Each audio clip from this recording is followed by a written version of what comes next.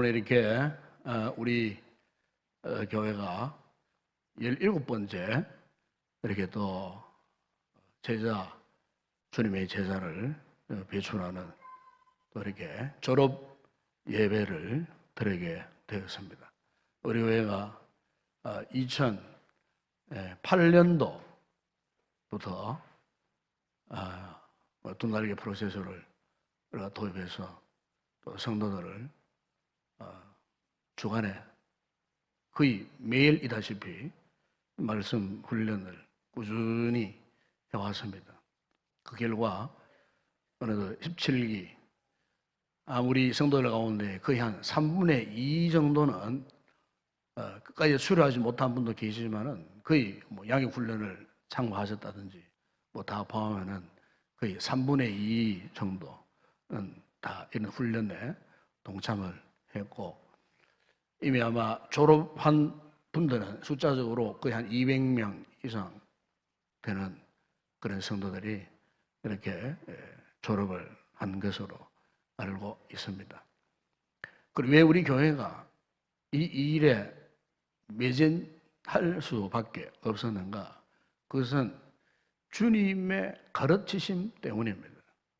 예수님도 하나님의 아들이셨지만은 그분에게는 능력도 있고 온갖 권능도 갖고 계시는 그런 분이시지만은 그분이 이 땅에 오셔서 3년 동안 공생에 3년 동안 하신 사역, 오늘 여기 본문에도 나와 있습니다만은 그분은 복음을 이렇게 회당에서 말씀을 가르치고 또 복음을 전파하시고 그 모든 약한 자들을 또 이렇게 고치시는 사역, 이것을 우리는 일명 주님의 3대 사역이라고 그렇게 말합니다.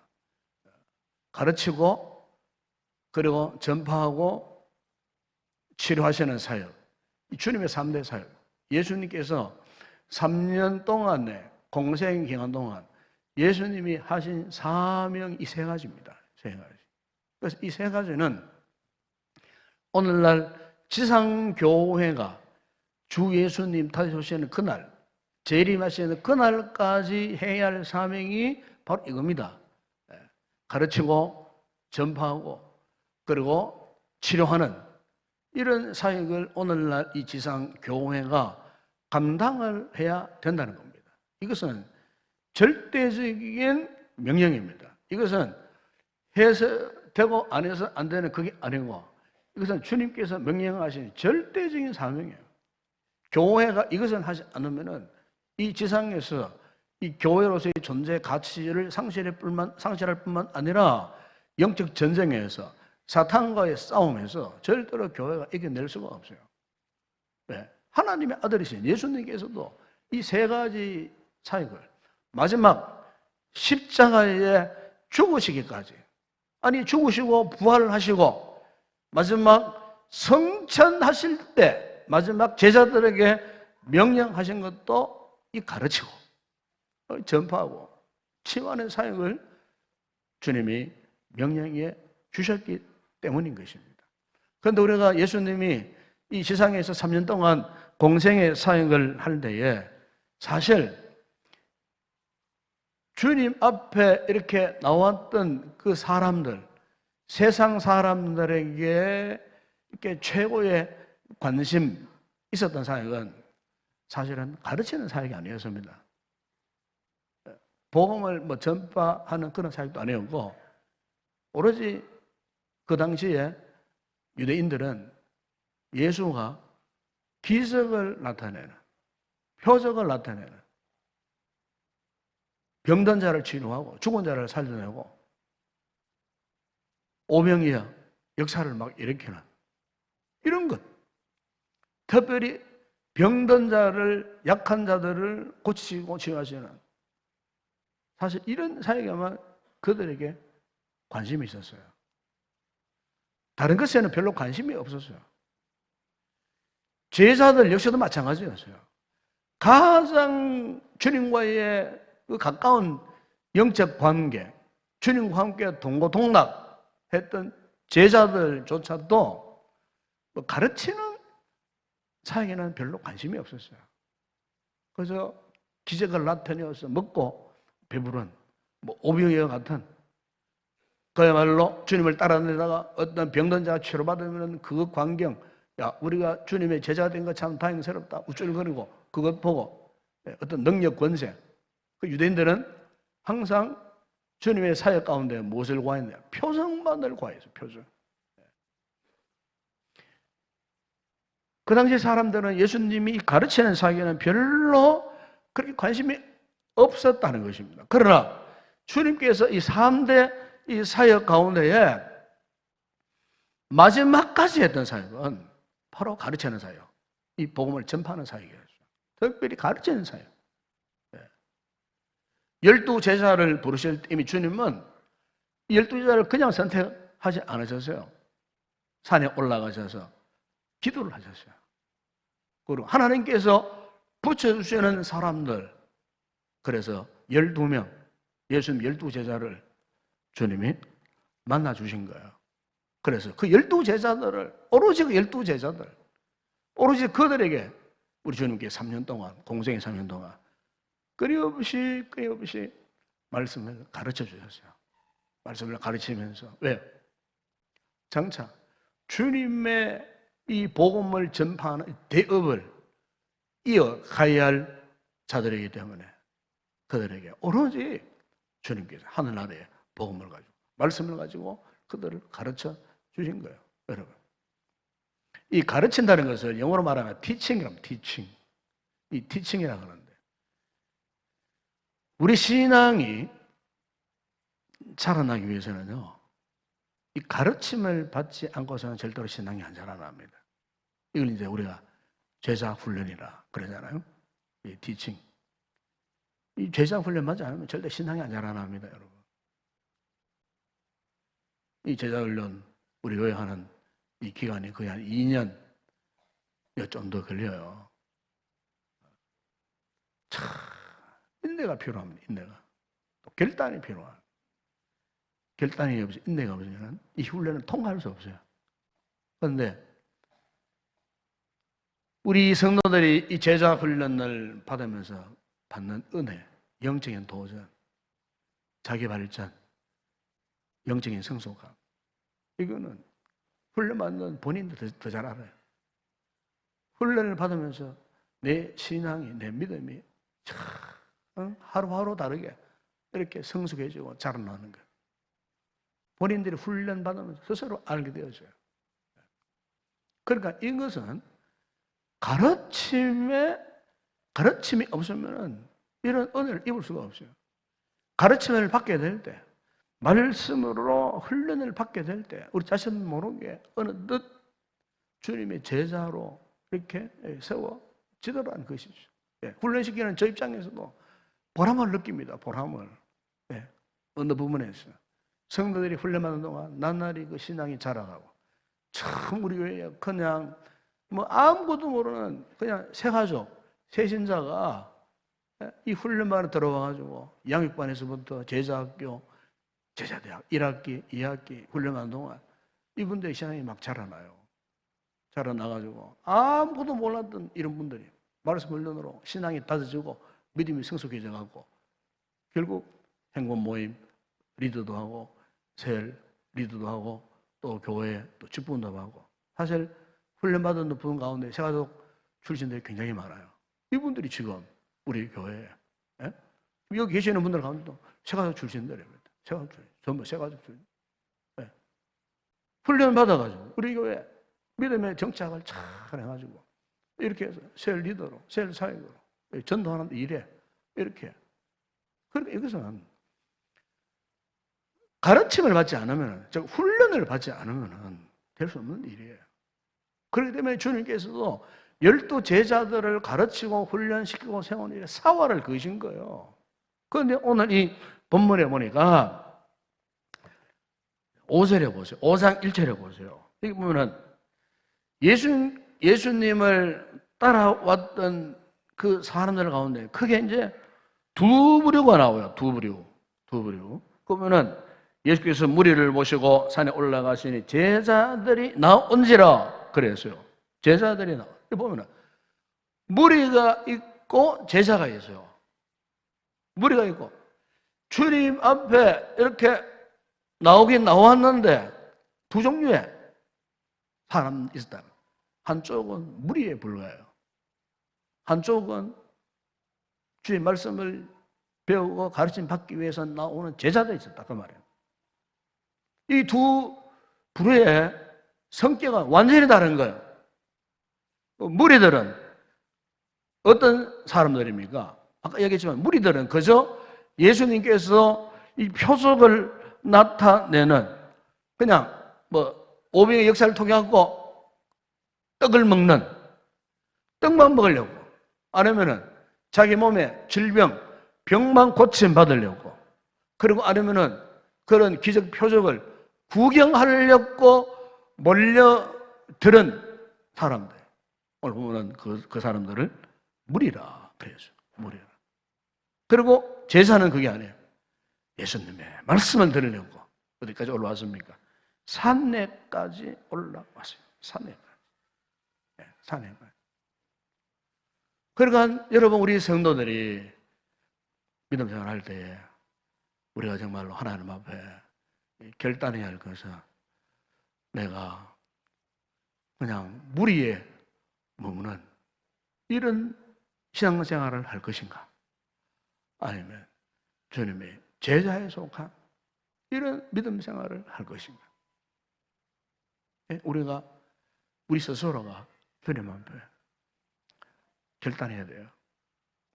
주님의 뜻은 주님의 계획하시면 우리 모든 성도들이 무리에 머물리지 않고 주님의 제자가 되는 것을 원하고 계시는 줄로 믿습니다. 그럼 주님의 제자가 되기 위해서 어떤 결단이 필요할까요? 여러분, 제자가 되기 위해서는요, 자기의 소중한 것 포기할 줄 알아야 됩니다. 이거 못하면 주님의 제자가 못 됩니다. 누가복음 14장 20절에 보면은 내게 오는 자가 자기의 부모와 처자와 형제와 자매와 목숨까지 미워하지 않으면 너희 나의 제자가 되지 못하리라. 주님은 어느 정도로 말씀하냐? 너희 가정의 자녀, 부모, 처자 있지? 그것을 미워하지 않으면 나의. 이 말은 미워하라는 말씀이 아니에요. 우리의 가정의 가족도 중요해요. 그렇죠? 부모님 중요해요. 자녀 얼마나 중요합니까? 그러나 믿음에서 우선순위를 따졌을 때 그들보다도 주님을 먼저 사랑할 줄 아는 결단을 갖고 있는 그 사람, 바로 그 사람이 제자예요. 제자. 집안일, 가정일, 가족일 먼저 한다고 주님의 일, 주님이 맡긴 사명 뒤로 차선으로 밀어버린 그 사람 제자가 될 수 없어요. 우선순위가 분명해져야 돼요. 이게 결단 안 되면 제자가 될 수 없어요. 물론 구원을 받을 수가 있겠죠. 구원은 다 받아요. 예수 믿으면. 그러나 여러분 주님의 제자가 되는 주님의 제자의 길을 가는 것이 얼마나 여러분 영광스럽고 보람된 일인 줄 아십니까? 네? 사명을 감당하기 위해서 우리 성도들도 우리 교회도 그런 성도들이 많잖아요. 사명 감당하기 위해서 주중에 계속 전도하시고 금요일마다라도 6개월 동안 행복 모임 와서 복음 전하고 새가족 모임 인도하고 주일에 교사하고 그 몸된 교회에 맡은 일 주중에 기도하고 하는 그런 성도들은요 가슴이 뜨거워요. 이미 신앙의 수준이 달라요. 그런데 딱 한 번 주일을 하면 딱 한 번 나와서 예배드리고 마는 그런 신앙을 가진 사람하고는 완전히 달라요. 이미 영적인 이 본성이 다르다 그 말이에요. 더군다나 우리가 주님이 가신 그 길, 나의 소중한 것 포기하고 주님의 제자가 되겠다고 그 달려가는 그 심정, 그 심정은요, 저는 그렇게 생각합니다. 우리가 하나님 앞 받을 수 있는 최고의 은혜입니다, 그게. 최고의 은혜요, 최고의 은혜. 최고의 행복, 최고의 보람이요. 그냥 예수 믿고 복 받다가 잘 살고 내 가족만 잘 살고 뭐 그게 아니에요. 그런 참 팔공산 갑바에 가면 그런 사람은 수두룩 합니다. 수두룩 합니다. 부처 앞에 불공 들고 우리보다 더 열심히 기도하잖아요. 그 사람들은. 수준이 달라요. 우리가 주님의 제자가 되겠다고 따라가는 이 태도는 그들과는 비교할 수 없는 거예요. 영광스러운 길이에요. 보람되고 기쁜 행복한 길이라 그 말이에요. 그렇기 때문에 우리가 무리로의 그 위치에 있어야 되겠느냐 그 말이에요. 정말 우리가 주님의 제자가 되는 그 길을 우리가 가야 되겠고, 그 또 하나, 이 제자는요 자기가 져야 할 십자가가 있어요. 십자가. 네?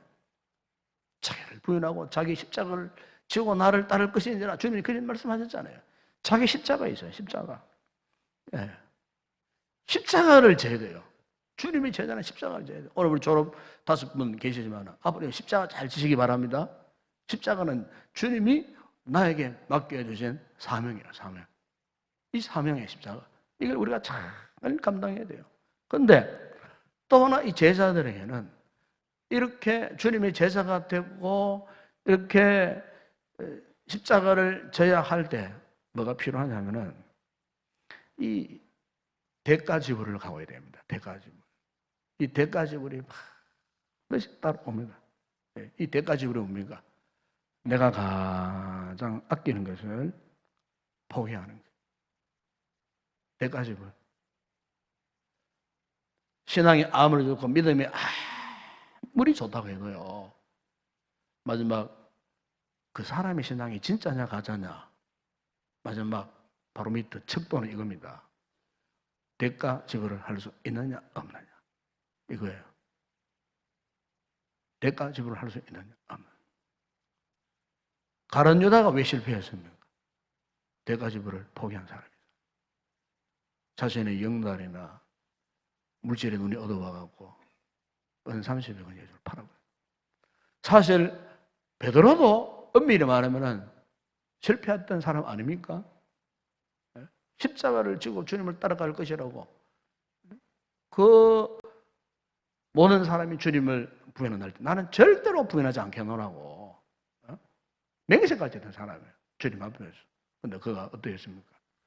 막 십자가 지시는 주님 앞에서 주님을 모른다고 부정하고 부인하고 저주하고 맹세까지 했다. 이 대가지불에 실패한 분. 여러분, 진짜 신앙은요 대가지불입니다. 그래서 아무나 주님의 제자가 될 수 없어요. 구원받은 성도는 될 수 있어요. 주님의 제자는 될 수 없어요. 이 대가지불을 각오하지 않으면. 예수 믿고 나면 저들 다 구원받잖아요. 그러나 정말로 주님이 기뻐하시잖아요. 주님의 제자가 되는 대가지불. 다 정리하면은 나의 소중한 것 포기하고 주님 우선. 그리고 자기 십자가 지고 대가지불 할 수 있는 그런 각오가 되어 있는 거예요.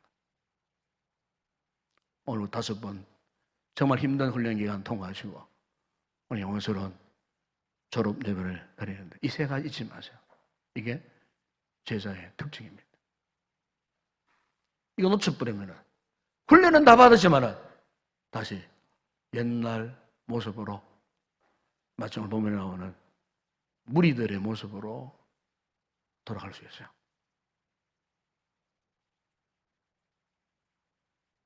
주님의 전쟁한 제자. 하나님께서 나에게 무엇을 맡기시든지 정말 다시 한번 결단하라. 이미 훈련받고 졸업한 또 사회 현장에 수고하는 우리의 모든 성도들도 마찬가지입니다. 이 시간 다시 한번 돌아보시고 내가 훈련은 다 통과하고 잘 받았는데 지금 내가 뭘 하고 있는가 한번 돌아보세요. 훈련은 다 받았는데 졸업한 지는 이미 수년이 지났는데 나는 지금까지 무엇을 했는가? 여러분의 신앙의 모습이 무리와 같은 모습으로 돌아가지 않았는지 다시 한번 결단하시기 바랍니다. 예수의 제자 최고의 행복한 사람들입니다. 최고로 영광스러운 길입니다. 예수의 제자가 되어야죠. 주님의 영광, 하나님의 나라, 이 지상에 주의 복음을 전하기를 애쓰고 고생하고 고난받고 비폭하고 달려가는 그 길이 최고의 영광스러운 길이요. 훗날 주님을 뺏었을 때에 말로 형용할 수 없는 존귀와 칭찬과 상급이 주어지는 그 길, 여러분 우리가 뻔히 알면서도 왜 이 길을 놓쳐버리면 안 돼요. 이 길을 가야 돼요. 주님이 가신 그 길이기 때문에 오늘 5분에게 다시 한번 말씀드립니다. 결단하시고 훈련 받은 이후에 졸업한 이후에 여러분들이 정말 다시 한번 결단하시라고 주어진 자리에서 주님의 제자로서의 이 귀한 사명을 감당할 수 있는 그런 진정한 주님의 제자들 되시기를 주 이름으로 축원합니다.